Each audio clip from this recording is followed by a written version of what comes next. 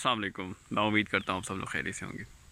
देखिए, मैंने एक चीज़ ऑब्ज़र्व की है, वो ये कि ज़िंदगी में जो परेशानियाँ, टेंशन, ये डिप्रेशन, एंजाइटी बढ़ता जा रहा है, और जो शहरों में भी ज़िंदगी जो मिलती है जिसमें क़ज़ाइयत नहीं है, और जिसमें माहौलियाती आलूदगी है, शोर की आलूदगी है, फ़िज़ाई आलूदगी है, बहुत सारे मसाइल का सामना है। तो उसकी सबसे बड़ी वजह ये समझ आती है कि हम फितरत से, कुदरत से दूर होते जा रहे हैं।